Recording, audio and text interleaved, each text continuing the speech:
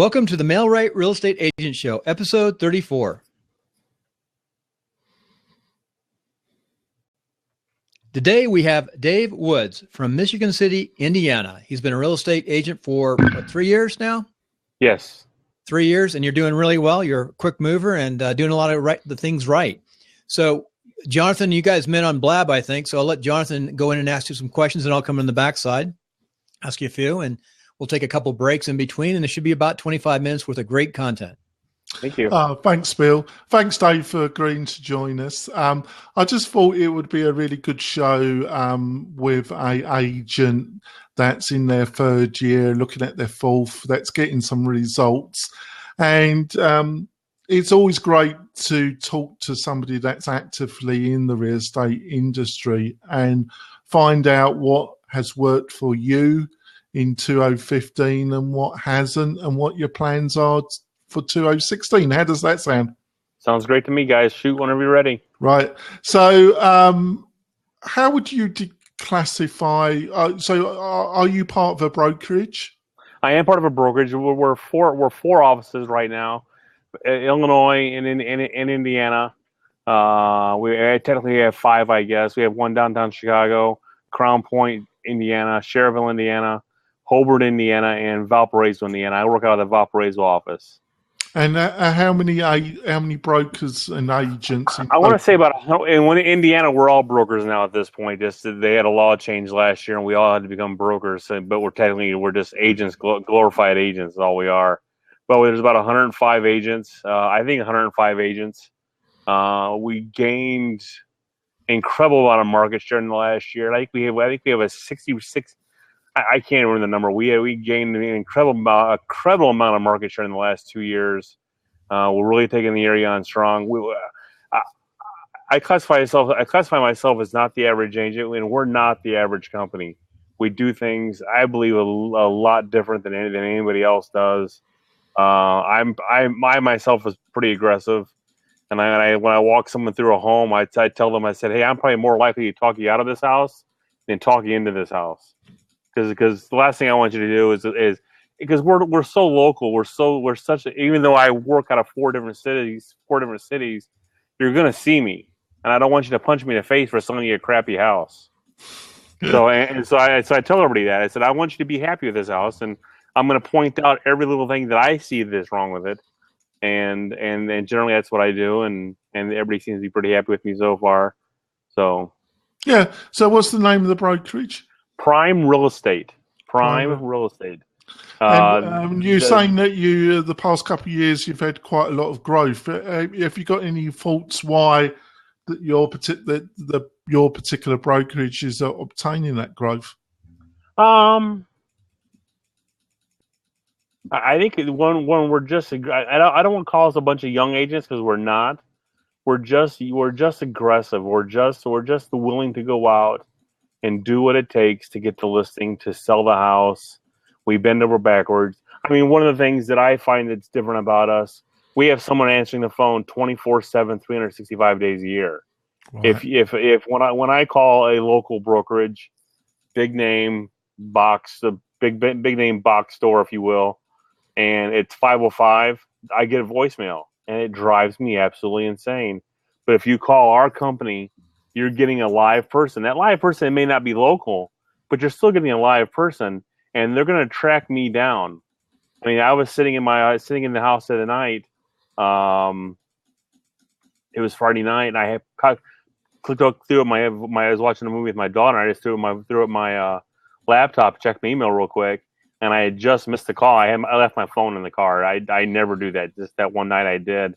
And I missed a call from someone who was wanting to look at my house the next day, and they sent me an email saying, "Hey, call this guy because he's looking for you." And if I'd been in a big box store or a big box brokerage, I never would have got that call. I would have got that call Monday morning on my voicemail, if even then, because they may have called someone else. But the fact they called my company, they tracked me down, and I got that email 20 minutes later. I was able to call that guy, set an appointment up the next day, showed him the house. He's interested in the house. We're not sure if he's going to put an offer on it or not. It's not maybe the house for him, but we're willing to go the extra mile, and I don't see that in a lot of other companies. I mean, go ahead. Availability, basically, when they ring up the central number for the agent, Availability. they're going to get a human person to talk to. And then and that's just one thing that sets us apart. When you list with us, your house goes in the 19 different MLSs. You know, since we're licensed in both Illinois and Indiana, your house gets listed in both the Chicago MLS and also in all of Indiana at this point, because there's 4 MLSs in Indiana.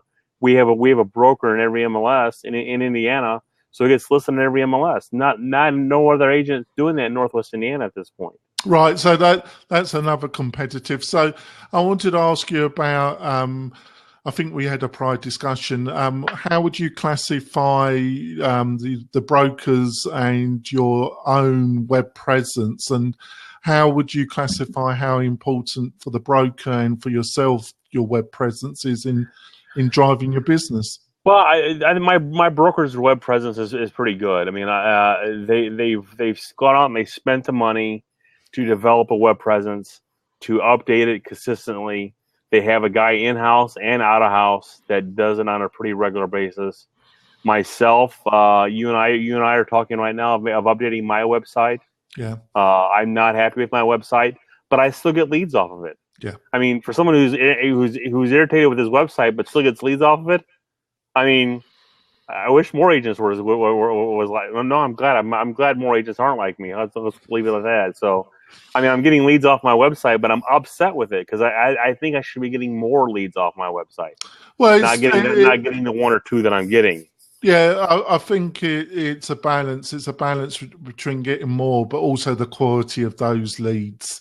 Right. So I hear we all know it's a numbers game. I mean, like over the weekend, I got 100 different leads, and I know out of those 100 different leads, only 5 or 6 are going to be worth a damn. That's right. It takes 100 to get a couple.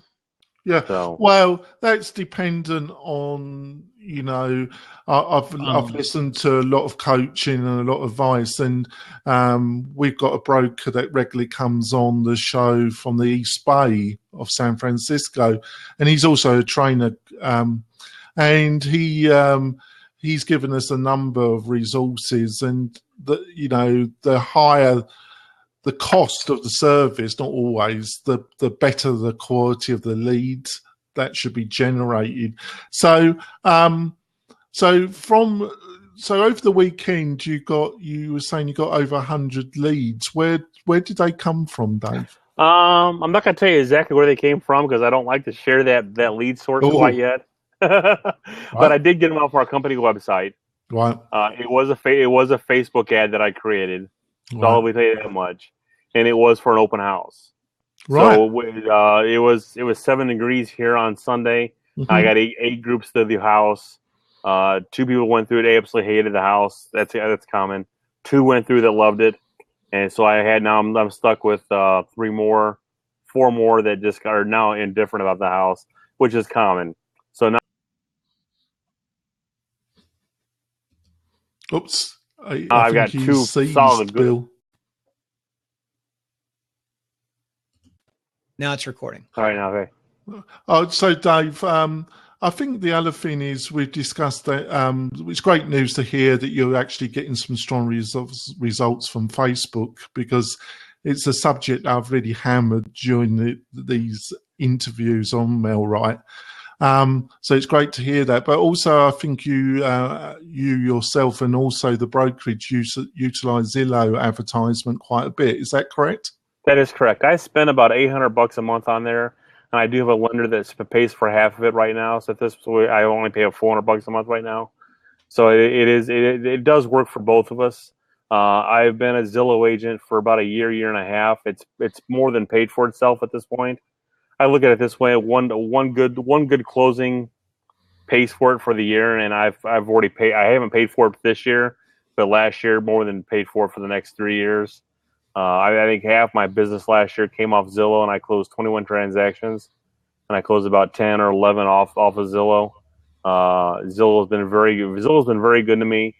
I have 2 zip codes through Zillow, and I'm also have 2 zip codes that I'm the only. I do the pre-foreclosure leads as well, which I'm still trying to master. Those are a little more difficult because those people are just wanting a deal, and they think you have the magic key to foreclosures, and you really don't.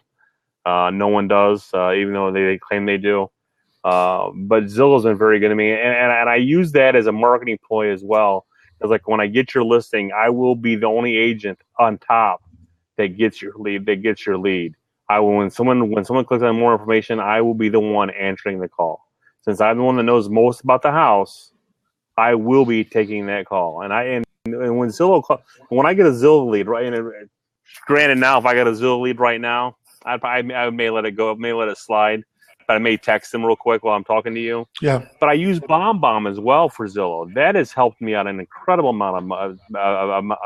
I'm sorry, I get a little excited about sometimes I stutter. BombBomb has helped me out a ton on Zillow. I'm a huge video marketer. I'm a huge video guy. I love video. Been doing video since 2008. When someone hits me on Zillow and wants more information about a home, within a second they get a BombBomb video from me saying, "Hi, this is Dave Woodson. Someone from myself or my team's going to be giving you a call in about 5 minutes. It's usually about a minute and a half or 2 minutes."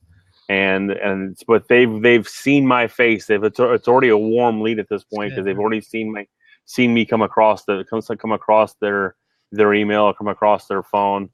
Even if they get it later, they've already talked to me. They see the video. It just helps put them at ease. And so BombBomb's been a big help to me in Zillow. All right. I say if you're on Zillow, you need to have BombBomb just for that one.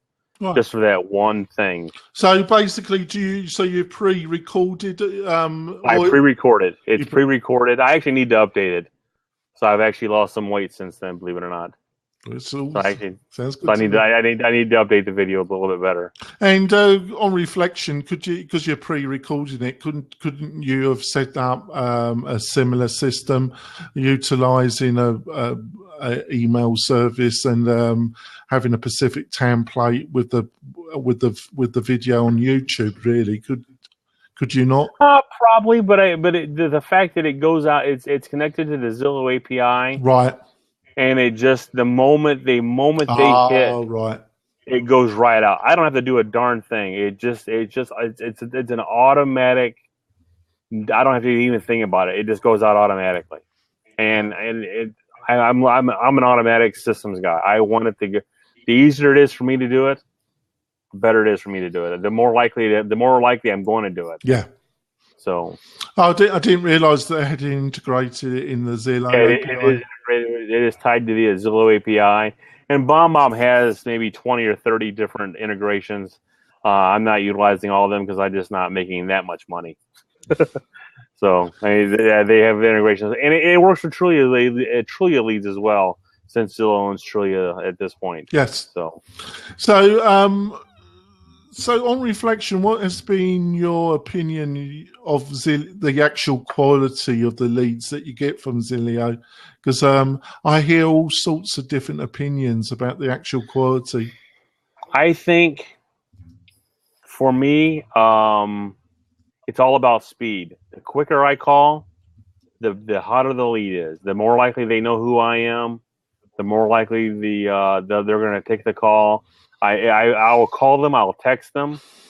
The faster I do that, the better the lead is. I have a question I want to follow up on. How often do you get calls that say blocked from real clients? Very rarely. Yeah, just curious. The only one I know that's blocked is my 96-year-old uncle. So, yeah, I don't think I've ever gotten a Zillow lead that's been blocked yet. Yeah, because we do get the other blocks most of the time, or people trying to sell the agent something. Yeah, a lot of times I'll chastise them. I'll say something negative to them. I say, listen, I pay for this service. You shouldn't be wasting my time trying to sell me something. And I don't mind someone calling me out of the blue and trying to sell me something because I do that too. Yeah, in the same game, really. But if I'm calling expireds, but don't call me off my service that I'm paying for.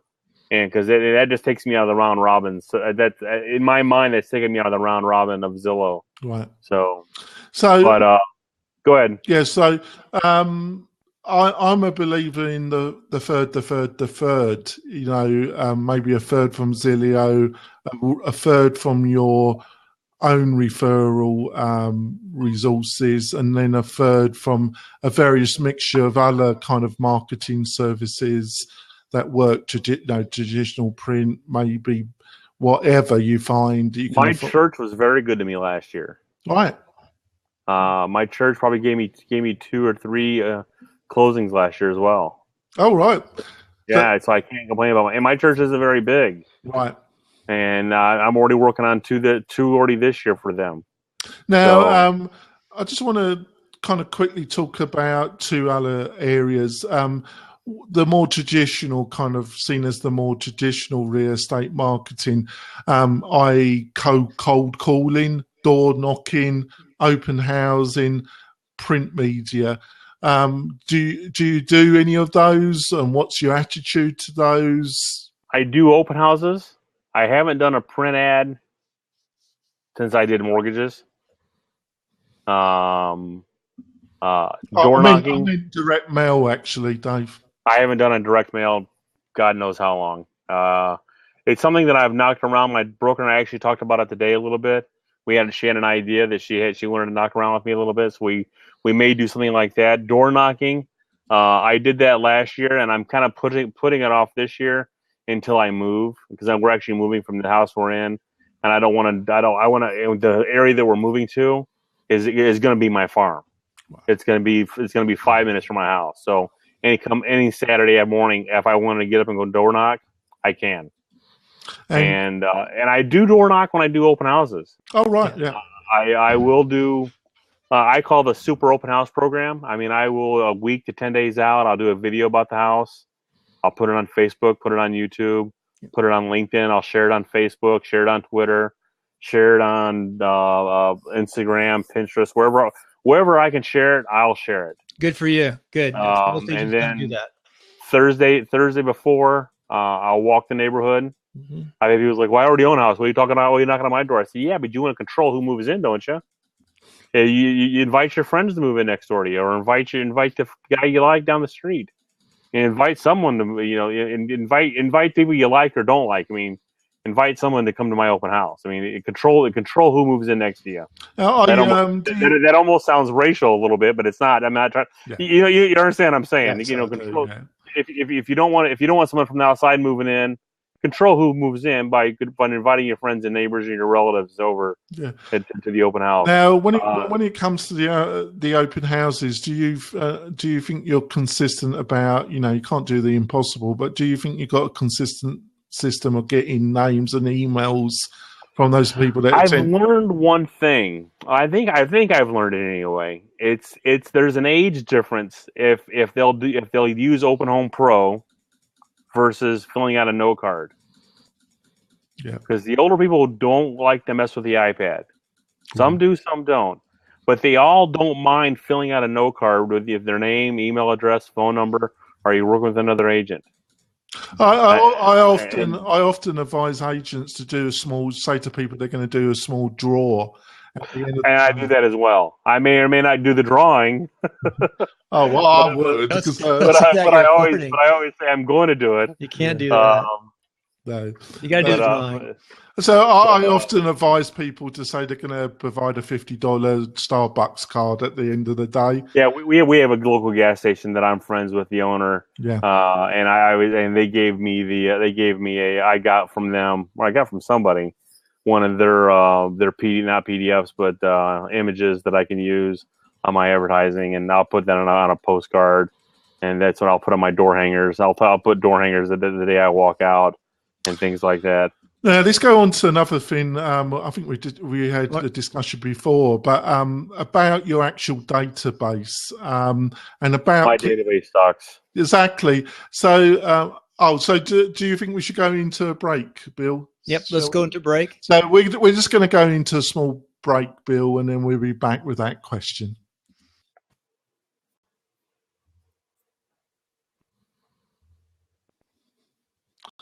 Oh, hi there, folks. We're back again.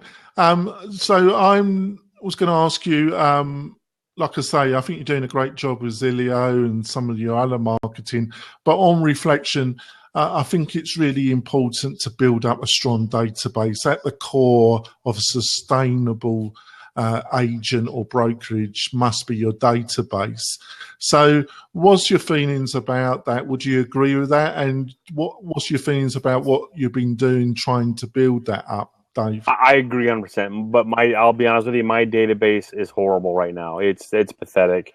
It's being hosted by, or it's being held by Realty Juggler right now. I'm probably going to be switching over to Wise Agent. By my coach talked me into Wise Agent. I'm going to look at the Wise Agent. How's that sound? I haven't gone that far. The one thing I did do this weekend, all the leads I generated over the weekend, I did through our company website. I was able to go in the back end, and this is the first time I'd ever done this. And I was able to go through the back end and send them out a quick email reminder that, hey, don't forget, there's the open house on today at 1:00. And I think that helped me out a lot too. All right. So they kind of got me energized to do that. So I'm looking forward to now.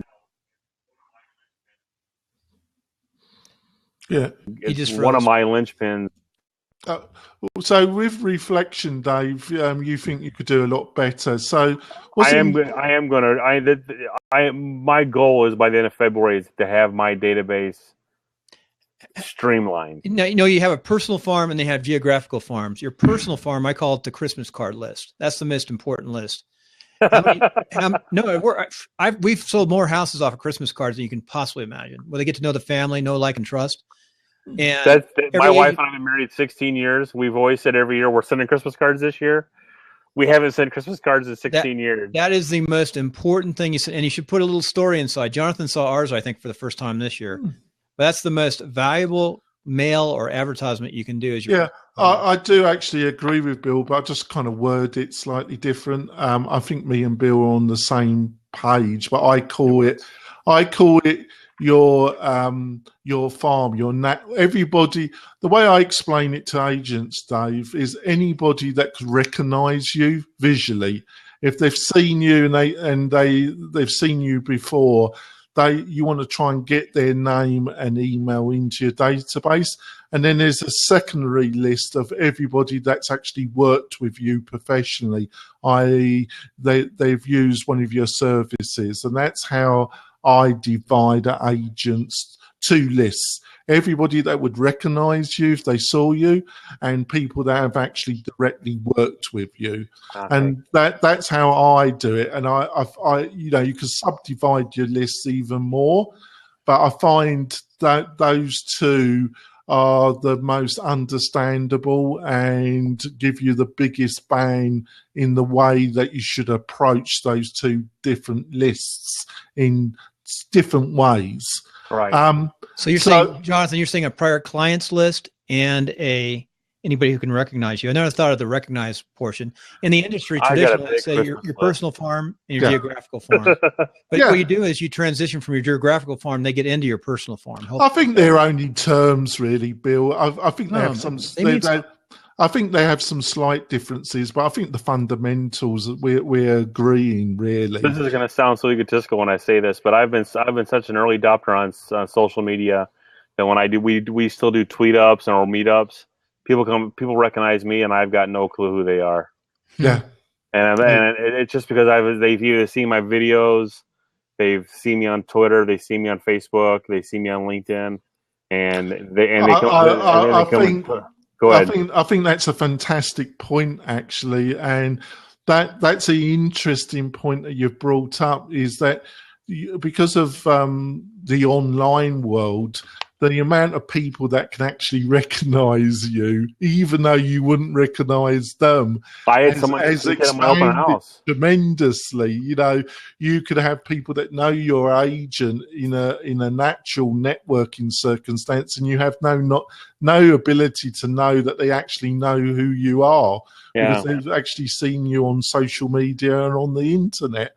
So thanks for that, because that's an interesting new development over the past 5 to 6 years, really, isn't it, Dave? It is. I mean, and I often make the joke that I was the last one on MySpace, but I was the first one on Facebook. I absolutely hated MySpace, and I was doing a local radio show once a week, and I probably shouldn't have been doing the radio show because I was being a Howard Stern, if you will, just being mean, not mean, but just being grouchy. And they took me off the air for whatever reason. They wanted me to go full time. They couldn't afford me to pay me full time, and I needed an outlet. So Twitter was my outlet. Yeah.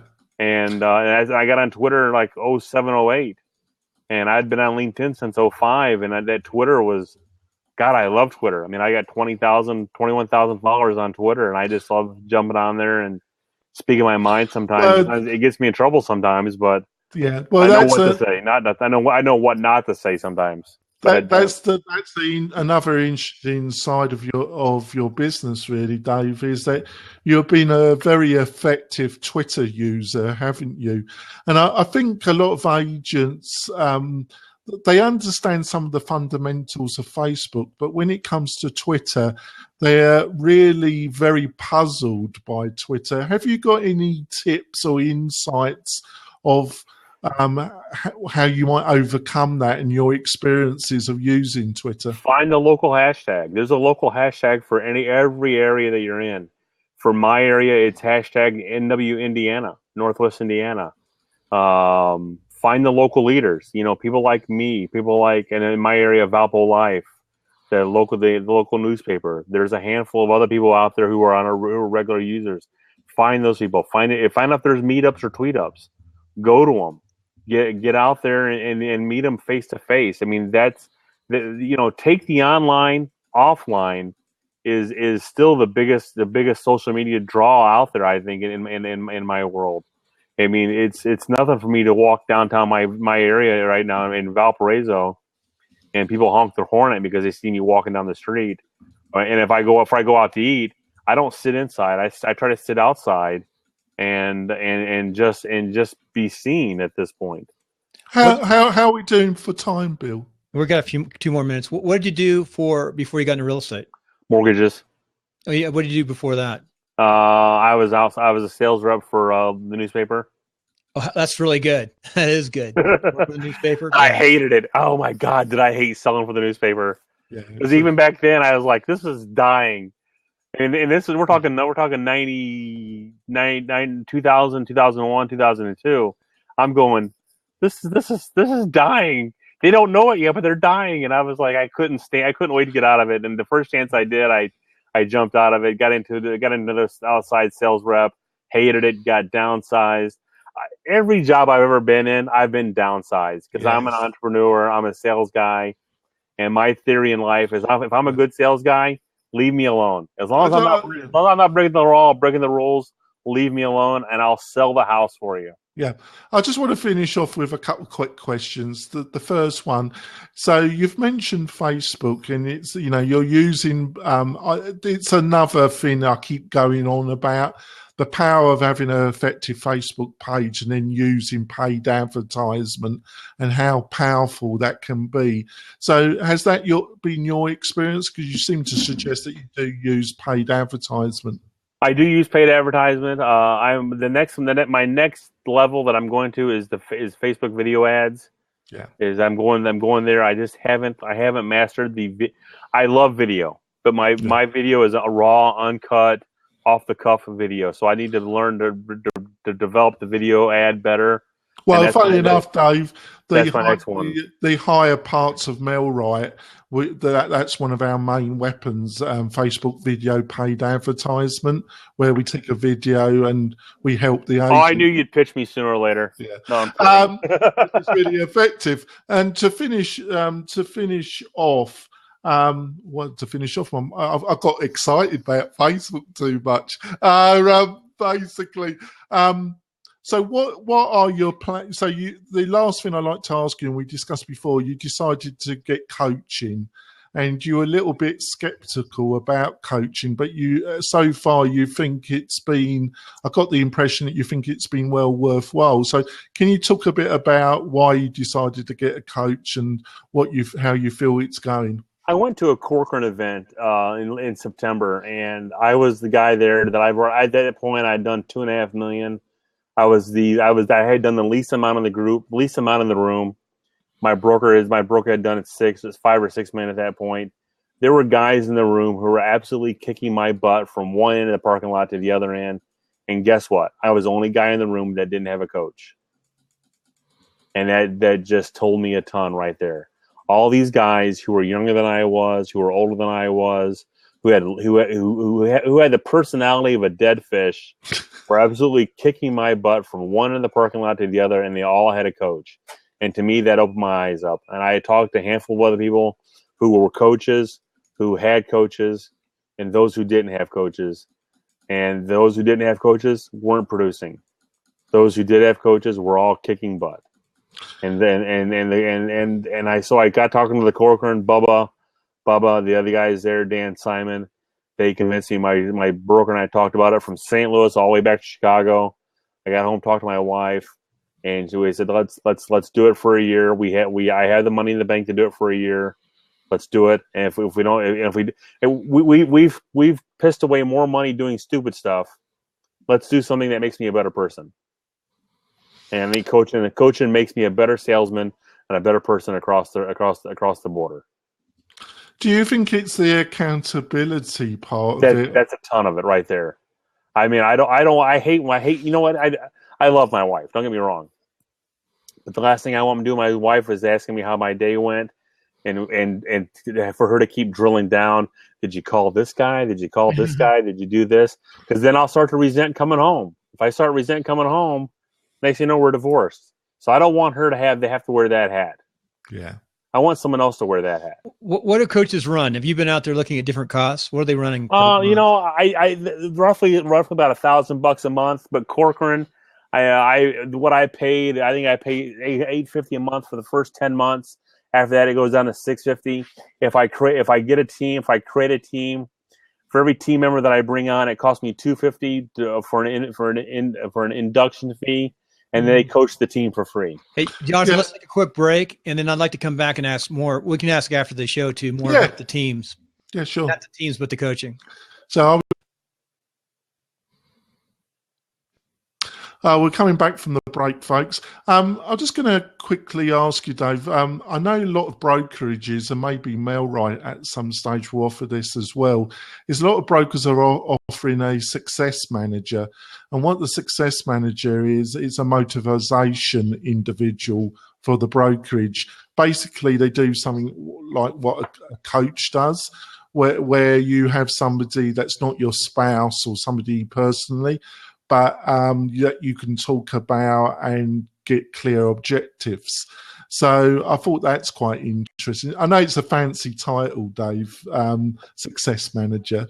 So, Dave, how can people get hold of you? What's the best way? And is there anything additionally that you want to promote, Dave? I think with success. So let's talk about success manager. Success manager, real quick. Your broker should be your success manager. If they're not, you need to look for a new brokerage. My broker Val is someone that I've known since probably 2008, 2009.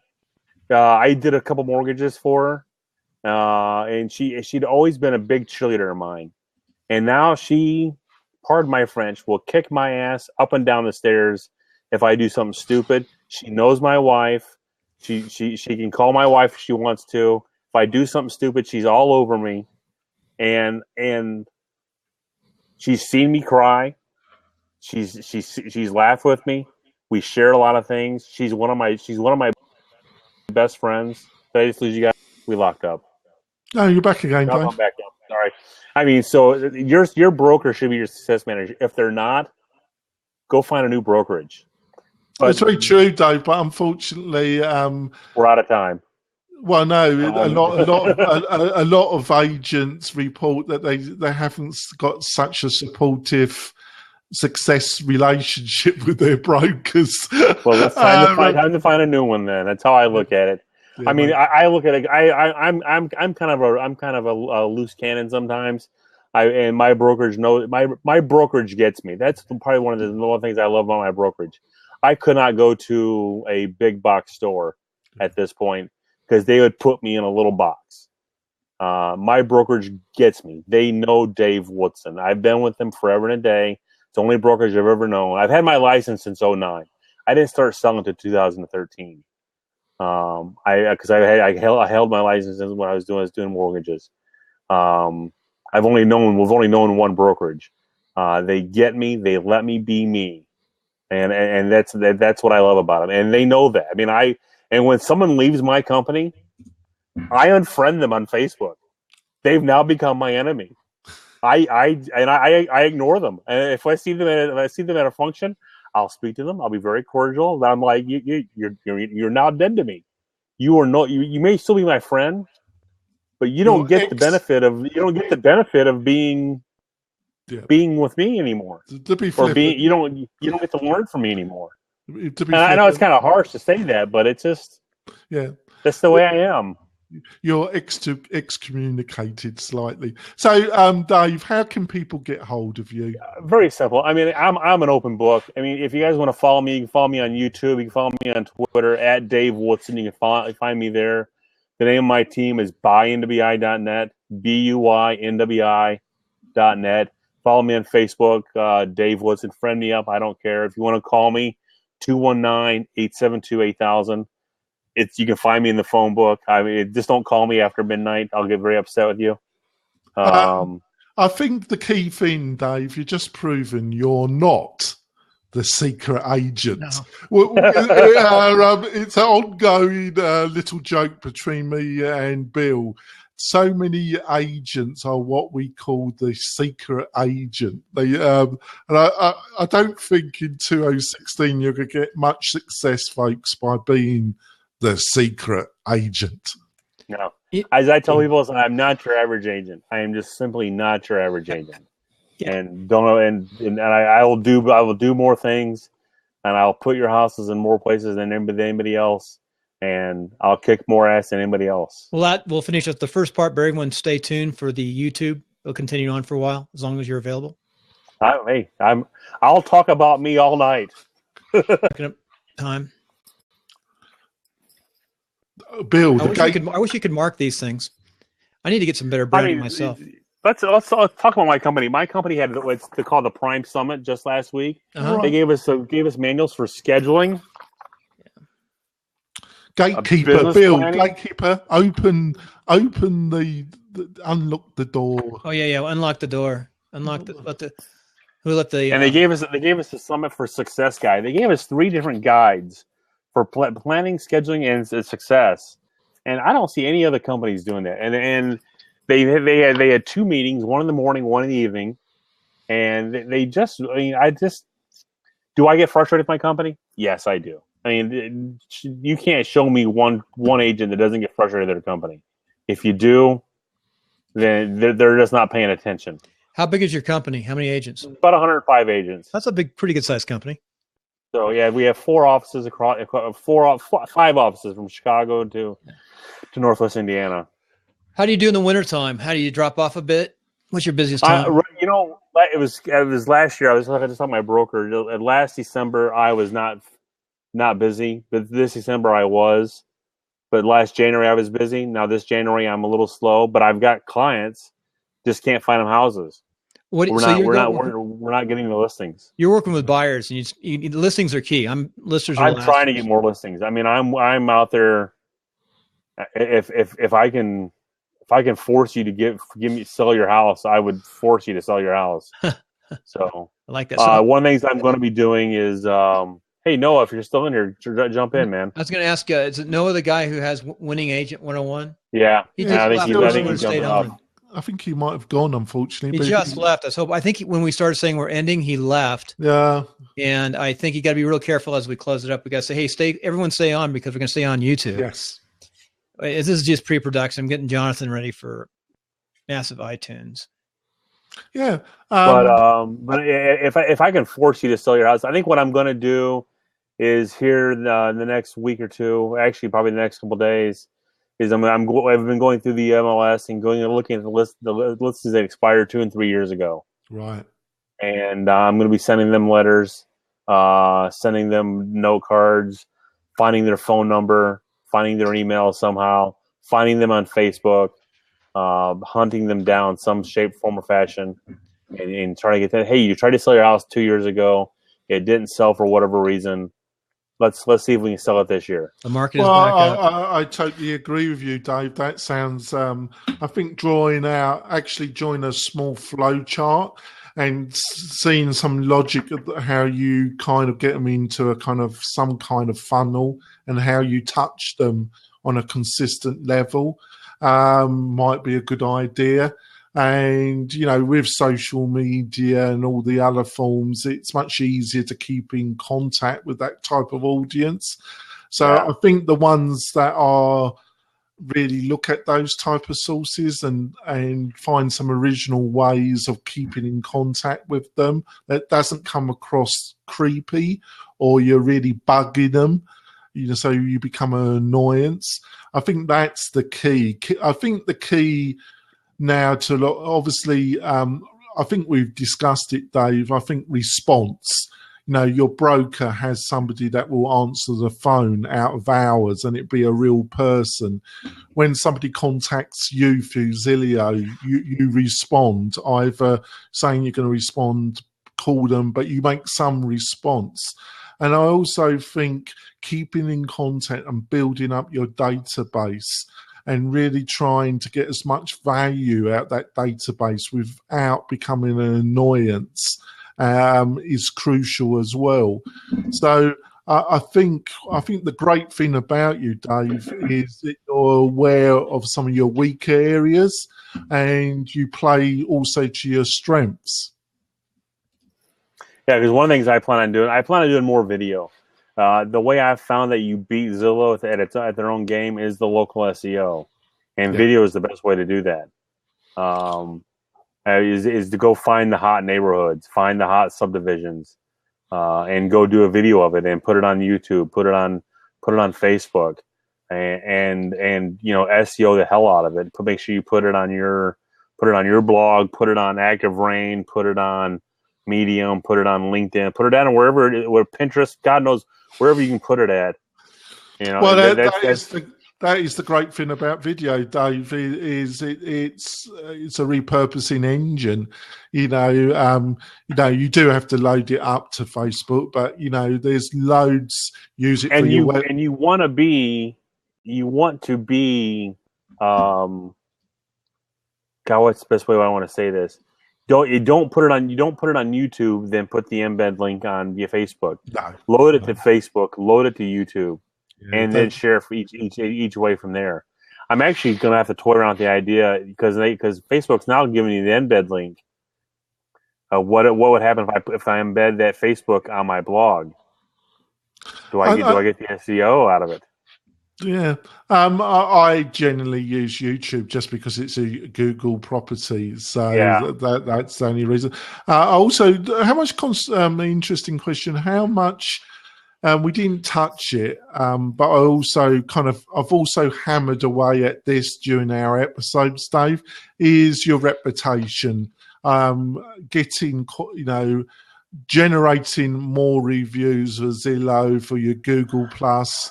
I ask for reviews. I don't always get them, but I think I've got a pretty good reputation. I think I've only got one client mad at me, and that's the last one, believe it or not. And I think she's more mad at herself because she bought a modular home. I didn't know it was a modular home. Nothing. We don't have to disclose that it's a modular home, and it was a 2-story home on a basement foundation. Nothing about the house said modular to me. Because normally I used to sell modular homes back when I first got out of college. So I could walk into a house and go, this is a modular house. I walked to this house and nothing about this house said modular. 20 minutes after she closed, it's actually about 2 days later. She's in the house cleaning. She goes, this house is modular? I'm like, no. And she was mad. She was mad at me, and I'm like, I didn't know it was modular. How was I supposed to know it was modular? I mean, they don't disclose it. FHA doesn't require disclosure of that. It's not even called out on the appraisal. Right. So, and I think she's mad at me. So I'm not asking her for a review. No, so, probably not. And I think she's just having buyer's remorse. I mean, yeah, she's a young girl. She's just having some buyer's issues, and I know when to leave them alone. And I'll leave her alone to this spring. I'll stop by her house one day. I'll see him out playing in the yard. I'll stop by the bottle of wine and say, "Hey, how you doing?" And she'll forget all about it. So Yeah, I think that's a good strategy. But I do think a lot of agents are not aware of the power of positive reviews and really aren't doing enough to get, because the research I've studied, Dave, is the average seller is actually checking over agents about 2 to 3 months. They ask around the community, they get recommended, and then they start checking agents out. They check their websites, their social media, their review sites, and they now, make. are you getting? Are you talking get Yelp reviews or just like getting Zillow reviews, or are you Well, talking more about of getting them. reviews across They the look. board? I think they look at all the Yelp, Wow. Zillow, Google Plus. I think they look at them all.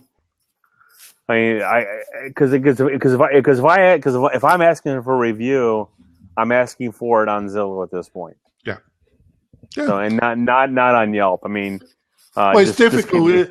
It's actually difficult to get a Yelp review. You know, some people have disagreed with me. I've had a couple of people bitterly disagree with my statements about Yelp, but I can only tell folks my own experience is that it can be extremely difficult to get a positive review to show up on Yelp. And other people said they've had no problems, and I'm talking rubbish. Well, But all my negative reviews have showed up on Yelp. If I've yeah, left someone a negative review, yeah, they've show up. yeah, I think the negative ones they got no problem with it. And I am English, folks, so I can be a little bit cynical.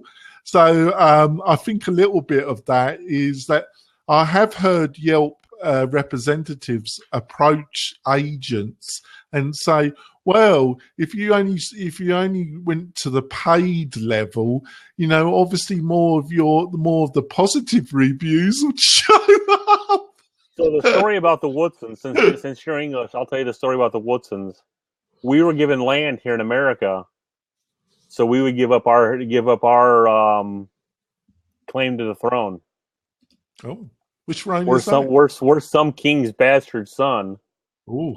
And we were given land in America to give up our. That's what I've always heard.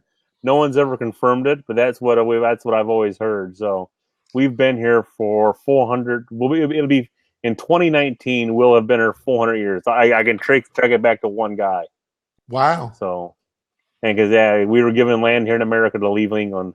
You were bad boys, even 400 years ago. I wasn't. I could tell. So we're fellow Englishmen. Oh, thank you. So over the 3 years, thinking back, is there any key things that you've learned over the 3 years that you think have been the most important? Get it in writing. I've had to buy one refrigerator because they got left off the contract, and I was told, "Don't worry about it." Next thing you know, the refrigerator wasn't in the house, so I had to go get $1,200 out of the bank and buy my chiropractor a new refrigerator. Yeah, but you know what? Does he like you?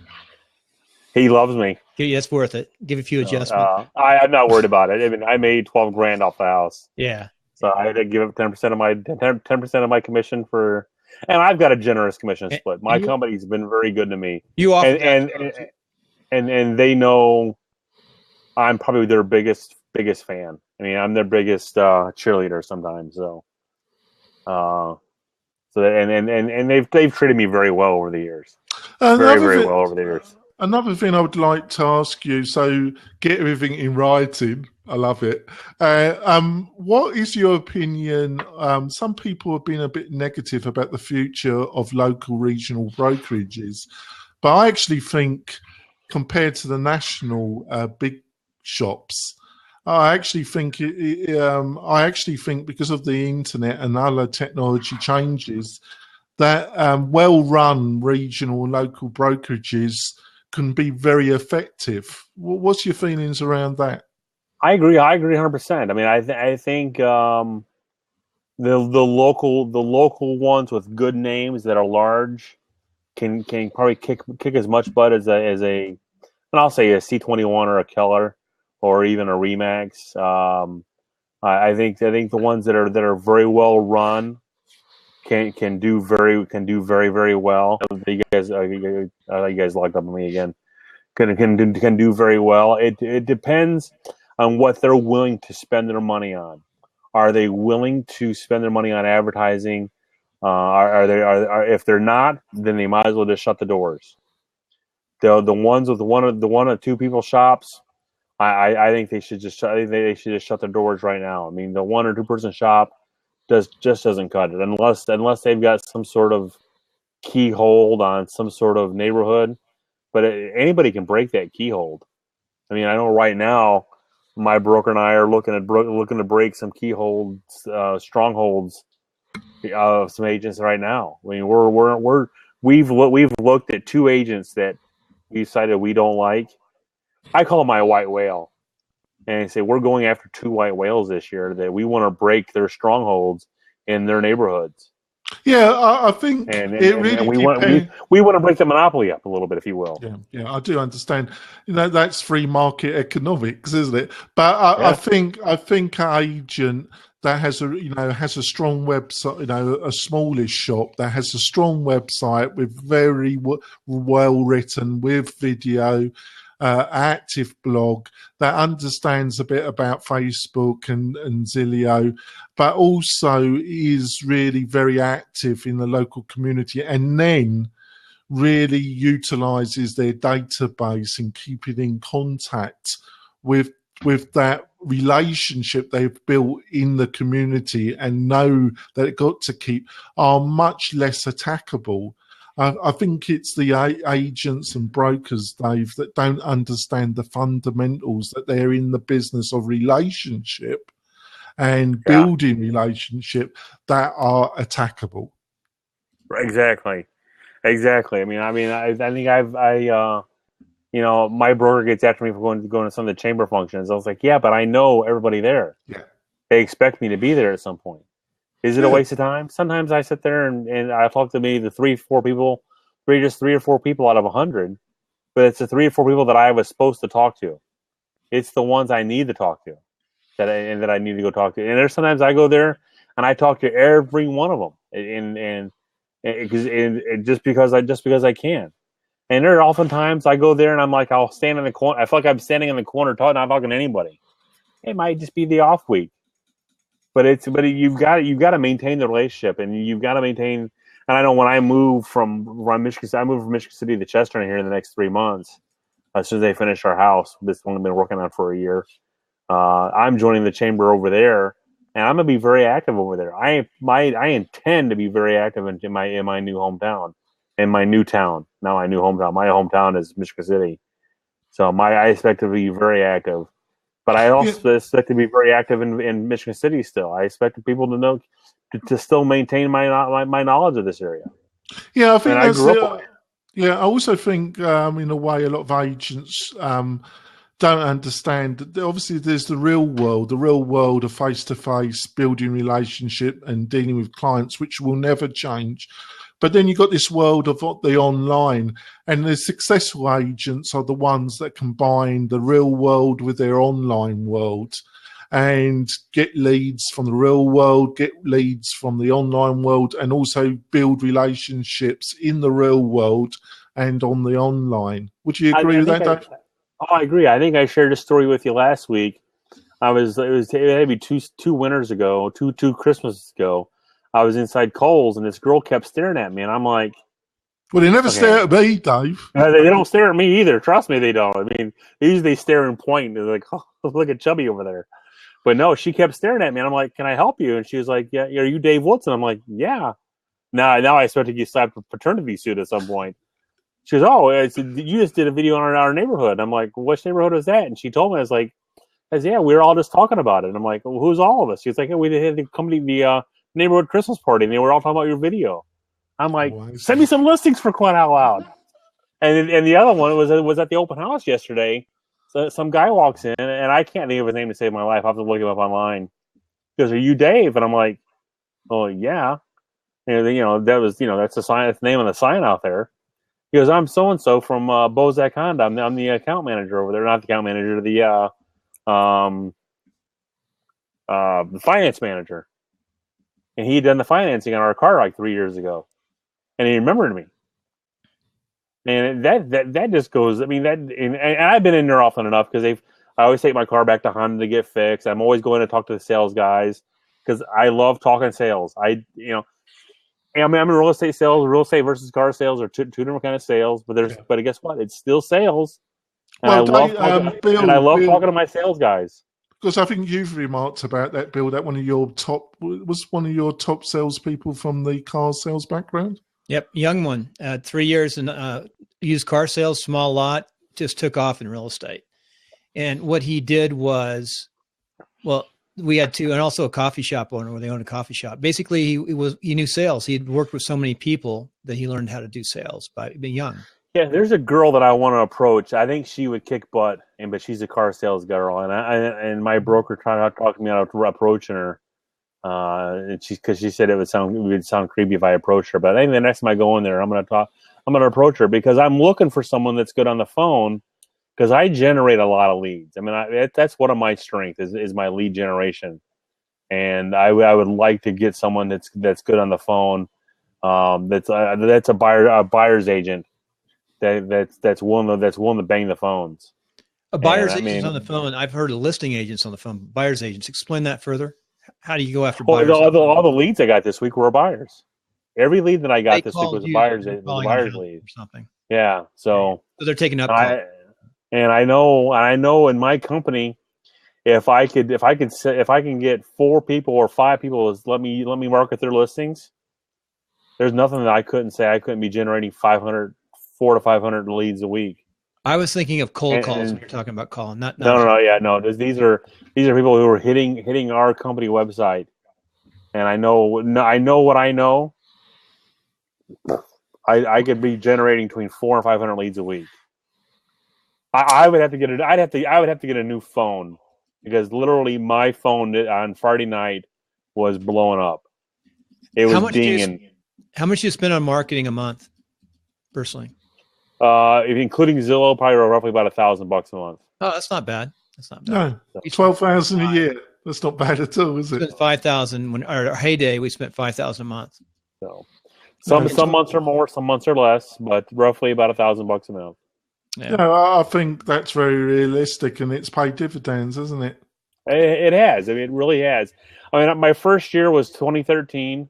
I did $1.2 million. 2014, I did $1.5 million.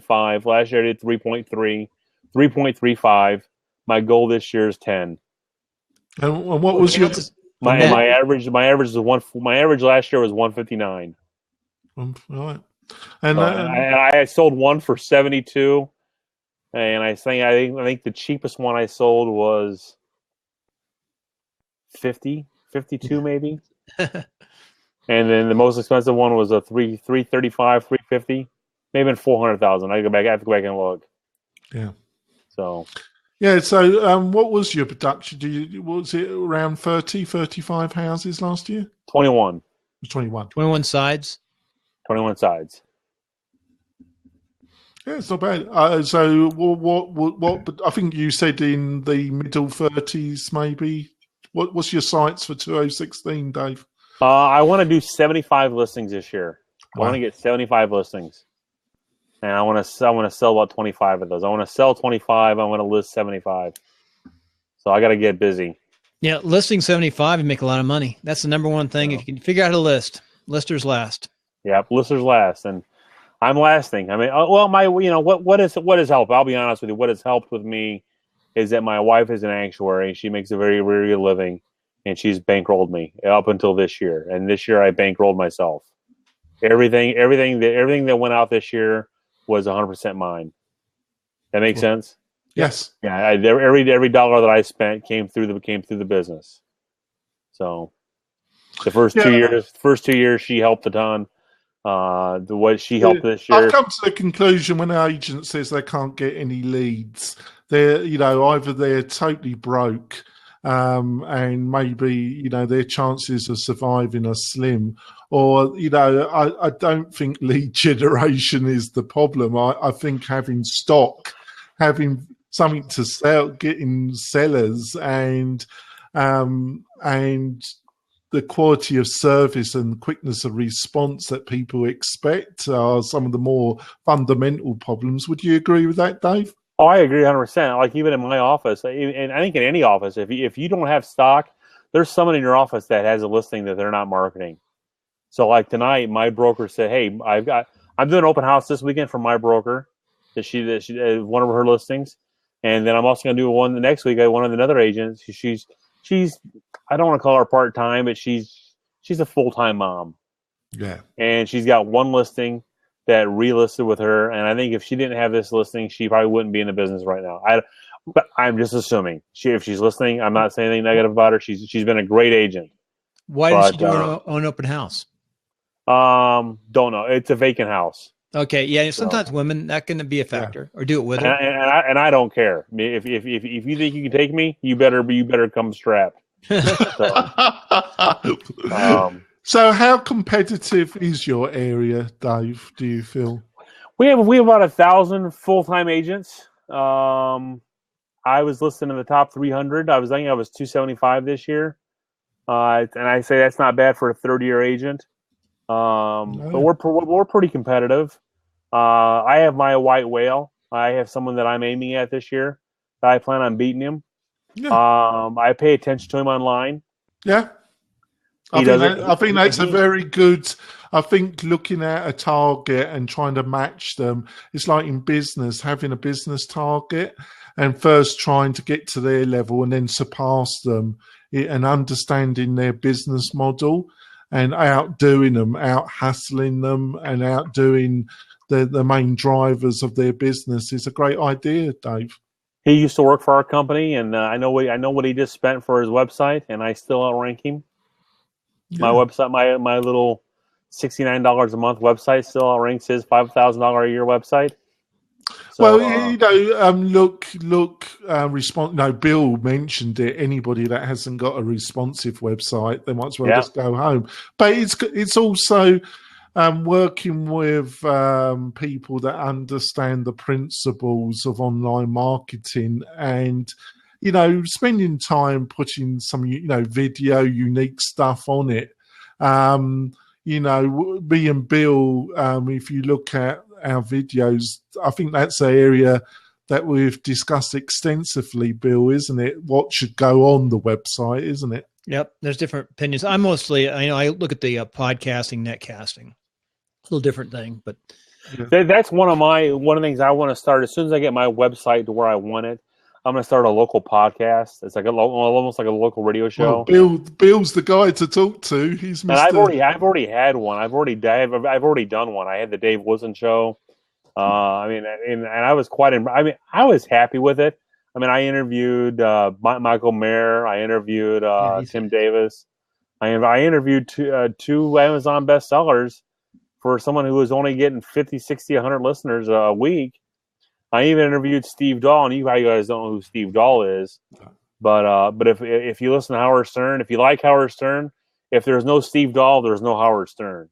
Let's just leave it at that. Well, Dave, we've just gone above the hour. I've had enough. Let me drop a link in here real fast. I have an opening Friday. You can come on Timelines. I want to start doing a few. I'd like to do like one real estate professional a week on Timelines. Okay. Just because I just want to do more real estate. But thanks. Can you email me? It'd be better if you emailed me. Well, I'll give the link right here. Here's the reason why. A couple of things. If I go on Timeline Success, go to links, and then right under links, it's schedule an interview. But we did get a question over here. Did you see the question? What do you think about people preaching flipping? I made a lot of money.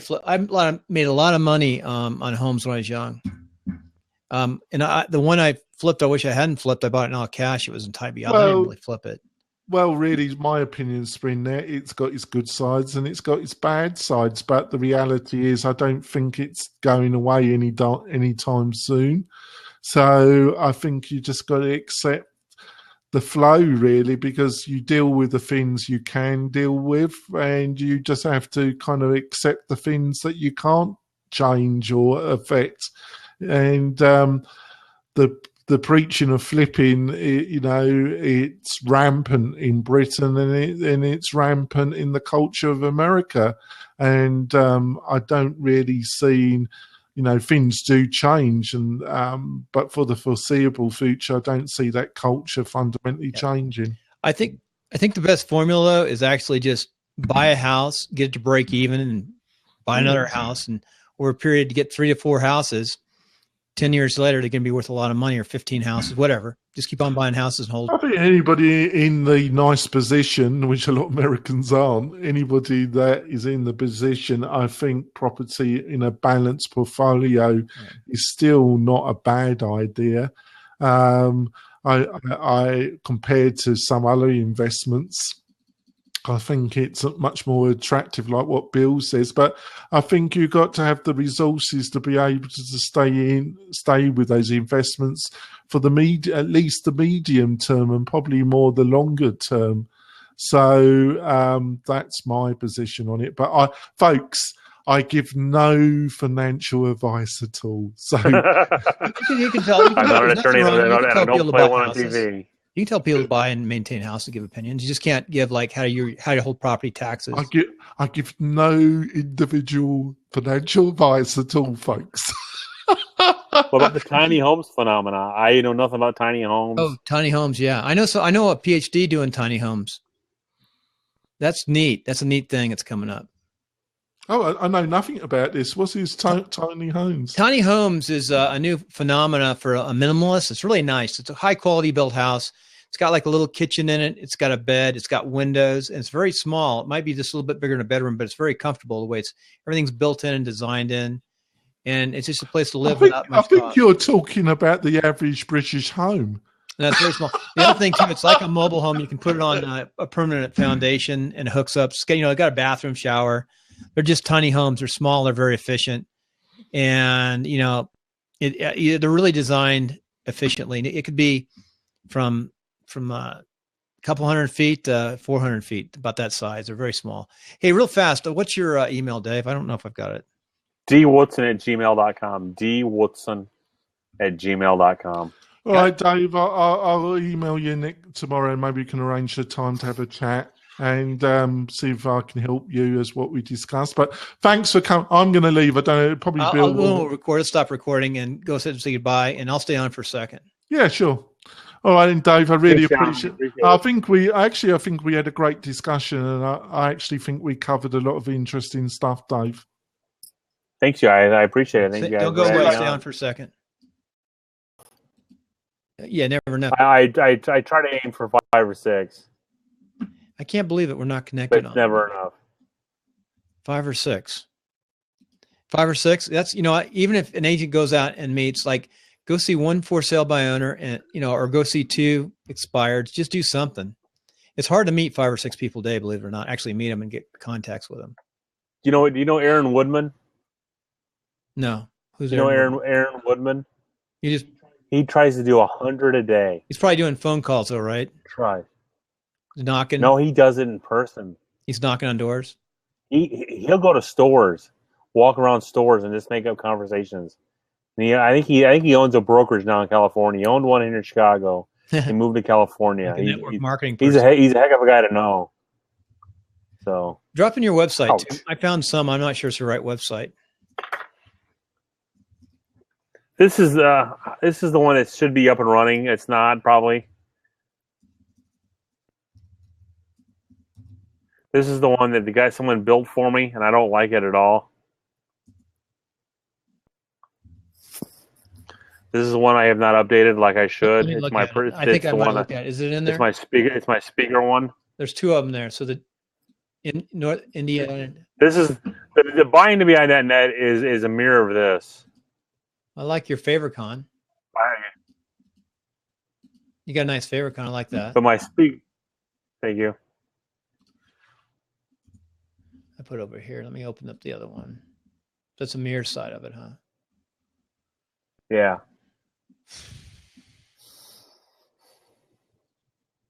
No, I like the other one. I like the second one. The one with the picture of you, the black on. Fever Bath. I like that. DW. Here, let me see here. I like that a lot. Dave Woodson one. Yeah, that's a different. This is my This is my puppy. Wait a second. I'm going to shut these down. Problem with when I open the links off of here, I'm transferring them on to another. Oh, that's your puppy. What kind of dog is it? It's a Shijan. It's a Bichon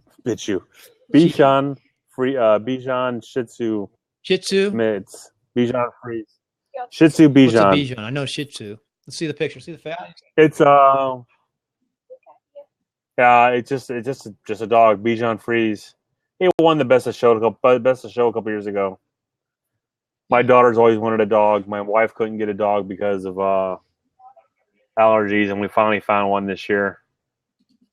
People management coach partner. Let's see the. Just got a comment on your site. Let's see. Missing a clear lead. Yeah, I know. He's absolutely right. I need to update that. I need to update that site, Mads. Wait a second. Let me. It has not been updated in years. I don't. I would love for someone who wanted to take on a project and update that for me. I would sing their praises. I don't make enough money speaking to pay for that thing to be updated. Dave Woodson. That's one of my goals this year is to. I like the look of it though. To speak, Bill. I want to speak more. I probably haven't spoken in about 6 months, and I was speaking quite a bit. I was doing the rebar camps, pod camps. Oh, really? I was doing some, I did Cincinnati pod camp. I did the rebar camps. I spoke at some chamber functions. I spoke at a couple different MLSs. Yeah. And just lately, I just haven't been speaking, and I want to again. I miss speaking. I want to get paid to speak. That's one of my goals for 2016 to get paid to speak again. Hey. So, on the lead magnet, I was thinking on a website, what would you put for lead magnet? I mean, the traditional stuff like 7 ways to buy a house. You can Google almost anything.